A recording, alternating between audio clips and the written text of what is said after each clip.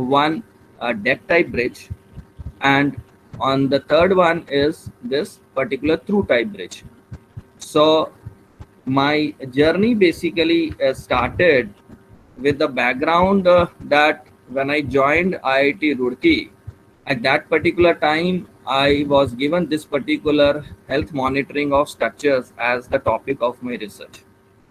So while going through various research papers and so on, I came across these two important documents. And for those who would like to, enter into this field or give it to the student, these could be the first document which I want to show you, so that you can get a clear glimpse of what this area is all about. So damage identification and health monitoring of structures and mechanical systems from changes in vibration characteristics, a literature review. This was carried out by Dobling, Farrar, and et al. Now they talked about uh, damage identification. Either you can talk in terms the for those who have the taken up the subject of earthquake engineering or the structural dynamics. So the frequency parameter is one of the most important that we talk about. So in this case, they said that look, if you want to identify the damage, then you talk about frequency changes. So either you can go for a forward problem or you can go for an inverse problem. Uh, you don't have to get into these particular each and every item or the parameter, but do get sensitized that how many parameters are there to get into this particular area of damage identification. Then the second one was, the mode shape changes. For those again who have gone into the structural dynamic aspect, this is the one parameter.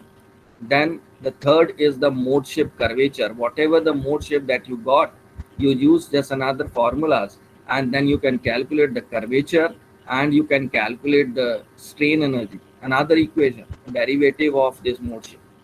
Then another parameters, which is method based on dynamically measured flexibility. So you can get into the comparison of flexibility changes.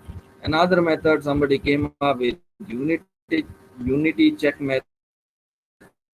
Somebody came up with stiffness error matrix method. Then somebody came up with effect of residual flexibility changes in stiffness. Then you talk about matrix update methods.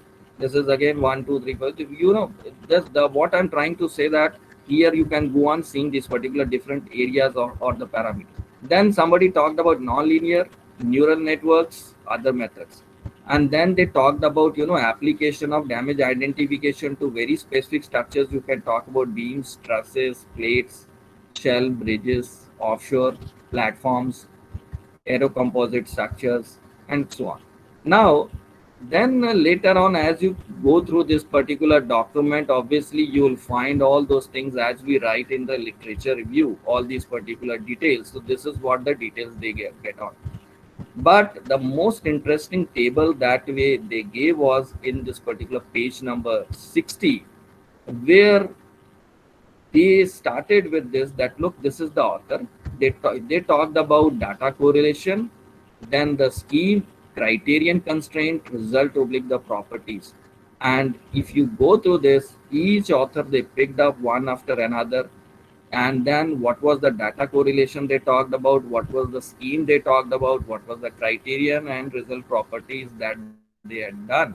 Then they listed all this till they have published this particular literature review in 1996. So that is what you get up to 1996. It is here that, well, what is A? This is this particular column contains frequency, mode shape derivatives. So these are the parameters. Then whether the second column B, whether it was forward, inverse, neural network, direct, iterative. Then the column C was whether this particular is only relevant for inverse or iterative model, then whether you are talking about frequency changes and so on. And then finally this particular D, that is another indication only, location of damage and so on. So this particular paper gave me a very clear idea that in which area I am actually presently doing my research. Then after this since I have started my PhD work in 2004 only, so I got this